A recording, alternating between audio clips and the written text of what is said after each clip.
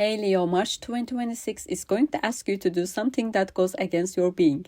It's going to ask you to step into the shadow and to sit with scarcity. And I know that sounds dramatic, but the 8th house is dramatic, where all action is happening this month for you. It is the house of death and rebirth, of other people's money, of the resources we share and the power we give away.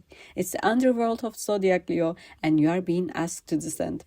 Through March 20th, there is this heavy concentration of planetary energy in Pisces. And for you, Pisces lives in your 8th house, the house of joint finances, shared resources, debts, taxes, investments, inheritance, the house of everything you don't control on your own, everything that requires you to be vulnerable with others, to merge your resources with theirs, and to trust that there will be enough. The sun is there too, your ruling planet, the source of your vitality and power. Also, Mars is there too, bringing conflict and tension and the feeling that you have to fight for what's yours. And Mercury, the messenger, is moving retrograde through this space from February 26 through March 20. So your financial clarity is compromised right now. Your ability to make good decisions about money is clouded, especially shared money, other people's money.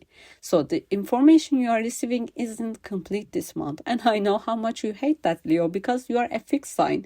You like certainty, you like knowing where you stand, but right now you cannot. So here's what I really want you to hear this month. That investment opportunity that seems perfect, or that business partnership that promises huge returns, it is not. Maybe not. Maybe not right now. Because Mercury retrograde in your 8th house is famous for this. For making bad financial decisions look like a good ones, for hiding crucial information in the fine print, or for creating situations where what you thought you were agreeing to turns out to be something completely different. So please, don't make financial decisions until after March 20th. Don't invest, don't take out loans, don't sign contracts that involve shared money. Don't commit to the business partnerships and just wait. Let the fog clear, let the Mercury station direct, and give yourself the gift of clarity before you act. And here is the other thing that happens with Mercury retrograde in 8th house. The past comes back to haunt you financially. Old bills you forget about, parking tickets you never paid, tax issues you thought were resolved, debts you assumed were settled, they all start showing up in your mailbox, in your bank account. This isn't punishment, Leo. This is house cleaning. The universe is showing you what needs to be dealt with, what needs to be cleared. Make sure everything's being paid that should have been paid. But the 8th house isn't just about literal money. It's also about psychological depth, about the resources we carry inside ourselves, about facing what we've buried in our subconscious because it was too scary to look at. And with Mercury retrograde here, with Mars stirring up intensity, and with Sun illuminating what's been hidden, your mental health is going to need attention this month. Anxiety might spike, old fears might resurface. You might find yourself lying awake at night and thinking, what if I'm not actually safe? What if everything falls apart? These are 8th house fears. These are the shadows that live in all of us, but especially this time with you. But here is what I want you to understand. Having these fears doesn't make you weak. The 8th house brings this up in all of us because this is human. This is what it means to be alive and mortal and vulnerable in a world that is unpredictable. So please, use this time to work these fears instead of pushing them away. Consider therapy if you've been avoiding it.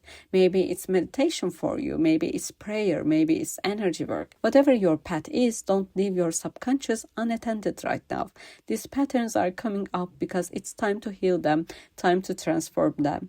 And then there is this other dimension of 8th house I need to talk about. Intimacy, sexuality, the merging that happens not just financially but emotionally and physically. During Mercury retrograde, exes have this way of showing up.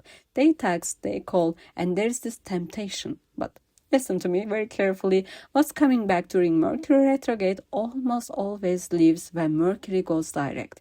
The timing is cosmically wrong right now. The energy is confused. And if you restart that relationship now, you are going to face the same ending all over again. And don't start new relationship right now either. I know the 8th house can make intimacy feel intense and magnetic and irresistible. But relationships that began during Mercury retrograde in this house tend to be brief, confusing, and ultimately more trouble than they're worth.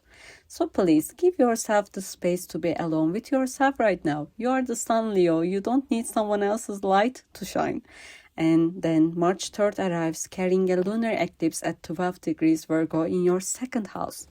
The second house is your income, your sense of material security. It's your worth, not just your net worth, but your sense of being worthy. And eclipses crack foundations. They force endings. They show us what's no longer stable so we can rebuild something true. The eclipse might trigger a financial crisis, not necessarily catastrophic, but significant enough to get your attention.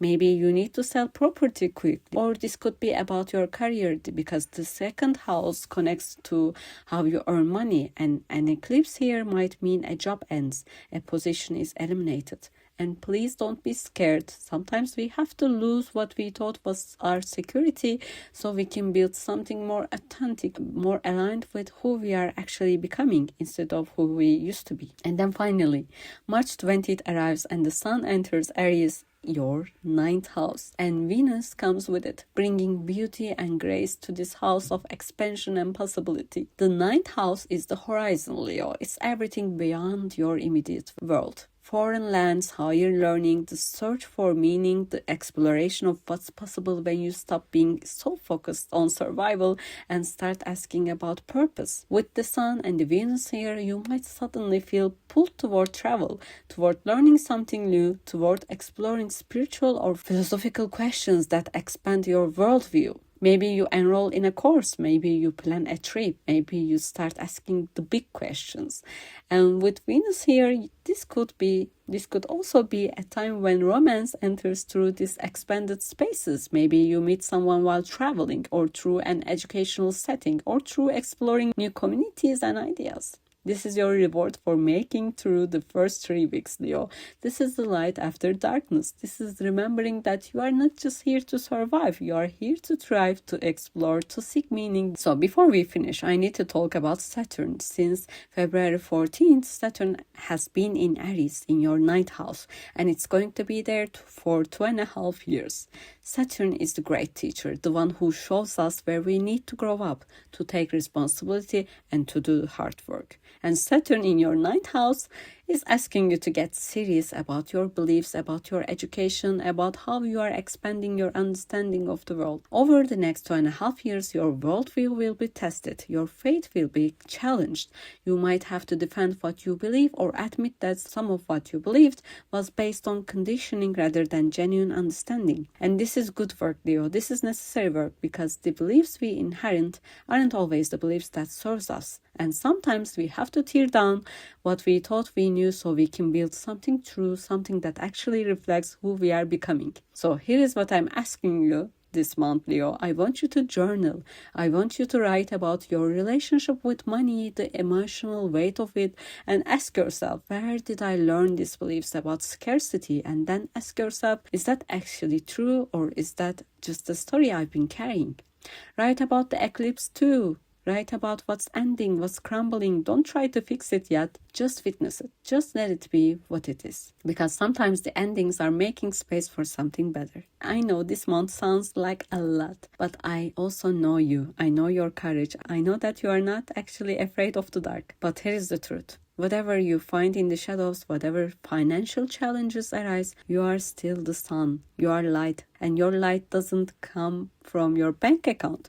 Your power doesn't come from external validation. You are radiant because that's your nature. You are powerful because that's who you are. And no financial crisis, no eclipse, no retrograde can take that away from you. So be patient through the first 3 weeks. Be careful with money. Be gentle with yourself. Get support for your mental health. Don't take access back. Let the eclipse show you what needs to end. And thank you for being here with me, beautiful Leo. Thank you for having the courage to look at the shadows and drop a comment below and tell me, what challenges are you facing? I want to hear your story. Sending you so much love and so much trust that you are exactly where you need to be, learning exactly what your soul needs to learn. And take care of that magnificent heart of yours. I'll see you in the next one.